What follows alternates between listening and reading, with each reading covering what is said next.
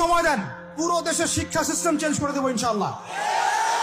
Play group থেকে play group থেকে নিয়ে মাস্টার্স পর্যন্ত এমন শিক্ষানীতি প্রণয়ন করা সম্ভব যে আমাদের বাচ্চারা একদম প্লে থেকে মাস্টার্স পর্যন্ত বাংলা, ইংরেজি, অঙ্ক এবং জেনারেল সাবজেক্টগুলোর সাথে কোরআন হাদিসের একটা অপূর্ব সমন্বয়ে পড়াশোনা করবে ইনশাআল্লাহ। একা করে দিতে পারবো ইনশাআল্লাহ তাআলা। আমাকে এরকম 100 জন শিক্ষাবিদ দেন, 100 জন আলেম ওলামা দেন, একটা প্যানেল করে দেন, পুরো দেশের শিক্ষা চেঞ্জ করে দেওয়া যাবে ইনশাআল্লাহ। যাদেরকে রেখেছেন এদের মাথায় গোবর আছে, যাদেরকে রেখেছেন এদের মাথায় টাটকা গোবর আছে। বইপত্রগুলোর অবস্থা দেখেছেন? বইপত্রগুলো ঘাটাঘাটি করেছেন? সমকামিতা প্রমোট করছে আমাদের দেশের মধ্যে, ট্রান্সজেন্ডার প্রমোট করছে আমাদের দেশের মধ্যে, আমাদের বাচ্চা কাচ্চা কচি কাঁচা বাচ্চাদেরকে শারীরিক শিক্ষার নামে যৌন শিক্ষা দিচ্ছে। এগুলো আমাদের মুসলমানদের শিক্ষা? এটা চলতে থাকলে দেখবেন অচিরেই কোনো মানুষ বাচ্চাদেরকে স্কুলে পাঠাবে না, এটা অরুচি ধরে যাবে। তখন কি হবে? কোটি কোটি স্কুল, কলেজ, বিশ্ববিদ্যালয়ে খা খা করে পড়ে থাকবে, কেউ পাঠাবে না ওখানে। তখন মাদ্রাসা থেকে মানুষ ঝুঁকবে আরো বেশি। আমি তো দাবি জানাই উপরের লেভেল থেকে এমন একটা শিক্ষা ব্যবস্থা প্রণয়ন করা হোক যাতে আমার মাদ্রাসা গড়ার প্রয়োজনই না হয়। ওই সিস্টেম রাষ্ট্রীয়ভাবেই পড়ানো হবে ইনশাআল্লাহ।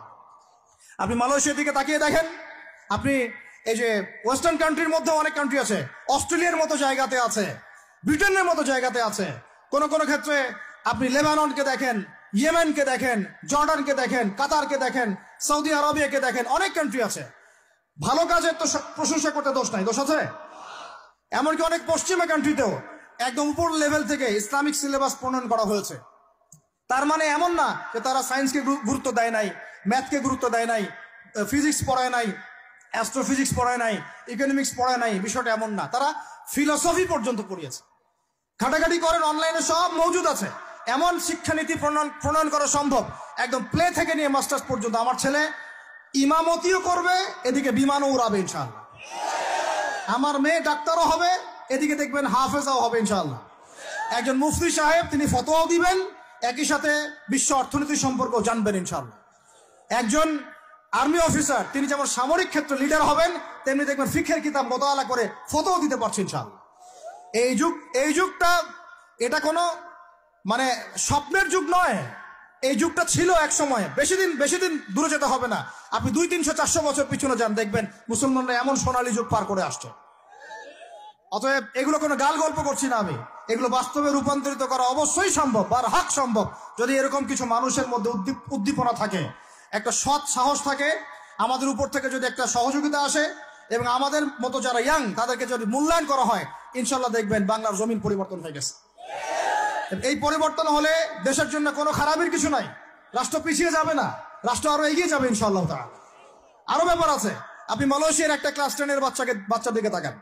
ক্লাস 10-এর একটা বাচ্চা কোনোদিন মাদ্রাসায় যায়ই নাই, স্কুলে পড়েছে, কিন্ডারগার্টেনে পড়েছে, রাষ্ট্রীয় সিলেবাসে পড়েছে, মাত্র 10 থেকে 12 বছর পড়াশোনা করে ও এখন এদিকে এসএসসি এইচএসসি লেভেলেও চলে গেছে, ও লেভেল এ লেভেল পরীক্ষা দিয়েছে, এদিকে সে ইমামতি করার যোগ্যতা অর্জন করেছে। এখন আমাকে বলেন, ওই রাষ্ট্রটা কি পিছিয়ে গেছে? অতএব এই শিক্ষার দিকে অনেক মনোযোগী হতে হবে আমাদের সবাইকে, আল্লাহ পাক তৌফিক দান করেন। আমরা যদি এখন এগুলোর বিরুদ্ধে গঠনমূলক কথা না বলি, গঠনমূলক প্রতিবাদ না করি এবং আমাদের রাষ্ট্রপ্রধানদেরকে না বুঝাই, তাহলে অনেক দেরি হয়ে যাবে। আজকে থেকে 20 বছর আগে ইহুদি খ্রিস্টানরা পরিকল্পনা করেছিল এই টিকটক প্রজন্ম গড়ে তোলার জন্য, তারা আজকে সফল হয়েছে। এখন আমরা যদি এখন চুপ করে থাকি, আগামী 20 বছর পর আপনি দেখবেন আরেকটা প্রজন্ম আসছে, এরা মানুষকে সালাম পর্যন্ত দিবে না। দেখে নিয়েন আপনি, 20 বছর লাগবে না, 5টা বছর যাক, তারপর দেখেন কি হয়। আল্লাহ, এরা কি এখন বাসায় ঢুকে বাবা মাকে সালাম দেয়? কারণ কোন প্রতিষ্ঠান ওকে সালাম দেওয়া শিখায় নাই, স্কুলে না, কলেজে না, কোথাও সে সালাম দেওয়া শিখছে না। আসসালামু আলাইকুম ওয়া রাহমাতুল্লাহি ওয়া বারাকাতুহু বিশুদ্ধ করে বলতে পারছে না, বিশুদ্ধ করে বলতে হবে না? অর্থ আছে না, এর একটা তাসবির আছে না? এগুলো তো আমরা গুরুত্ব দিচ্ছি না।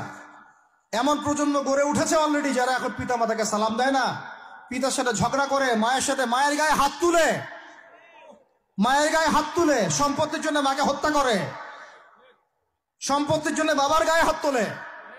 ওদিক থেকে মাস্টার ডিগ্রি পাশ করে আসে ব্রিটেন থেকে, অক্সফোর্ড থেকে, কেমব্রিজ থেকে আইসা এদিকে প্রফেসর হয়েছে বিভিন্ন বিশ্ববিদ্যালয়ের, বাবা পড়ে আছে বৃদ্ধাশ্রমে।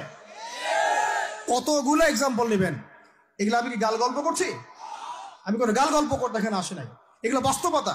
যদি বাহিরের চোখ দিয়ে আপনি দেখেন মনে হবে অর্থনীতি অনেক ভালো, ভিতরের চোখ দিয়ে দেখেন অর্থনীতি সুদ দিয়ে ভর্তি হয়ে গেছে। এখন আমরা এই জায়গায় আছি, এই জায়গায় বসে বসে আপনি মনে করছেন যে আপনি মাশাআল্লাহ খুব পাক্কা মুসল্লি, হালাল খাচ্ছেন, নামাজ পড়তেছেন, তাহাজ্জুদ গোজার, জান্নাত কিনে নিয়েছেন মাশাআল্লাহ। অথচ আপনার অর্থনীতি সুদ ভিত্তিক, এবং এই সুদ ভিত্তিক অর্থনীতির আন্ডারে থেকে কোনো বেসরকারি ব্যাংক পর্যন্ত 100% সুদমুক্ত সিস্টেম দিতে পারবে না। ফুল স্টপ, খালাস। আর এর উপরে আবার আছে ঘুষ, তার উপরে আবার আছে দুর্নীতি, তার উপরে আপনারা আবার মাপে কম দিচ্ছেন, তার উপরে আবার পণ্য মজুত করছেন, মার্কেটে ইচ্ছাকৃতভাবে প্রাইস বাড়ায় দিচ্ছেন, এই কাজগুলো করছেন। আমি শিক্ষিত একটা সমাজ পেয়েছি বলে কথাগুলো এভাবে মাহফিলে বললাম। এগুলো মাহফিলে কিন্তু আলোচনা হয় না। এগুলো কি মাহফিলে আলোচনা হয়? আমরা বিশ্বাস করি গাজীপুরের শহরের মানুষ, সব ঢাকার মানুষ, আপনারা সব বুঝেন, ইন্টেলেকচুয়াল অডিয়েন্স আছেন এখানে। এই কথাগুলো খোলামেলা বলার কারণেই ওদের দ্বারা পালিত কিছু তথাকথিত শায়েখ আমার উপর খুব ক্ষিপ্ত। এর আকীদা ঠিক নাই, এর মানহাজ ঠিক নাই, লেকচার শোনা যাবে না, ইত্যাদি ইত্যাদি। ঠিক আছে, আমারটা শোনার দরকার নাই, তোমাকে শুনতে কে বলছে? তোমার শোনার ইচ্ছা করে না, তুমি শুনিও না। যাদের শোনার ইচ্ছা তারা শুনবে ইনশাল্লাহ। আর তোমার মতো কিছু মুনাফিক না শুনলে আমার কিছু যায়ও আসে না ইনশাল্লাহ। মুমিনরা যারা, তারা শুনবে, বুঝবে, ইনশাল্লাহ ওরাই প্রজন্ম করবে ইনশাল্লাহ। আর আমাদের ভুল হতে পারে, ভুল হলে সেটা ওলামায়ে কেরাম সংশোধন করবেন। ওলামায়ে কেরাম যদি আমাদেরকে বলেন এটা ভুল হয়েছে, অবশ্যই মাথা পেতে নেব ইনশাল্লাহ। আমরা আলেম ওলামার বাইরে নয়, ওলামায়ে মুহাক্কিকের বাইরে নয়। তাহলে আপনাকে কি আমি ভিতরে চোখ দিয়ে পুরো বিশ্বের রাজনীতি বোঝাতে পেরেছি? পুরো বিশ্বের অর্থনীতি বোঝাতে পেরেছি? পুরো বিশ্বের শিক্ষাটাও বুঝেন এবার? আপনার কাছে মনে হচ্ছে পুরো বিশ্বের শিক্ষা খুব উন্নত, বাহ্যিকভাবে বস্তুবাদী ক্ষেত্রে উন্নত, মঙ্গলে যাচ্ছি, চাঁদে যাচ্ছি, স্যাটেলাইট পাঠাচ্ছি ইত্যাদি, তো এগুলো বস্তুবাদী উন্নতি। আদতে কি হচ্ছে দেখেন, নীতি নাই, শিক্ষা অর্জন করার পর নৈতিকতা নাই, চরিত্র নাই, সালাম কালাম নাই, ধর্মভীরুতা নাই, আমানতদারিতা নাই। একজন ডক্টর, সে মাশাআল্লাহ ডক্টর হয়েছে, হওয়ার পরে এখন সে দেখছি কসাই হয়ে গেল। তাহলে কোন শিক্ষাটার ঘাটতি হলো? নীতির, নৈতিকতার, ইসলামের ওই বুঝটা নাই, পরকালীন কনসেপ্ট নাই। একজন ইঞ্জিনিয়ার মাশাআল্লাহ, আপনি theta, sine theta, cos theta সব তো বুঝেন মাশাআল্লাহ। আপনি একজন আর্কিমিডিস থেকে শুরু করে পিথাগোরাস সব পড়ে ফেললেন, কিন্তু ইঞ্জিনিয়ার হয়েও তো আপনি চোর হলেন। তাহলে কোন শিক্ষার অভাব হলো বলেন? একটা মেয়েকে আপনি দেখছেন মাশাআল্লাহ এগিয়ে যাচ্ছে, বাপরে বাপ, ফেমিনিস্ট রেভলিউশন। আদতে ওর গায়ে এখন একটা গেঞ্জি, ওর গায়ে পায়ে একটা জিন্সের প্যান্ট, বাহিরের চলাফেরা দেখে তার অঙ্গ প্রত্যঙ্গ সব স্পষ্ট দেখা যাচ্ছে, সে স্পষ্ট বেপরদায় চলছে। একটা ছেলেকে আপনি দেখছেন বাহির থেকে পরে আসলো, এসে এখানে ট্রান্সজেন্ডার হয়ে গেল, লিঙ্গ পরিবর্তন করতেছে। ছেলে পেলেকে দেখছেন এখানে ডিগ্রি অর্জন করেছে, কিন্তু মাদক ছাড়তে পারছে না, মেয়েদের সাথে জেনা ছাড়তে পারছে না, সমকামিতা ছাড়তে পারছে না। শিক্ষার সংজ্ঞাটাই বা আসলে কি তাহলে?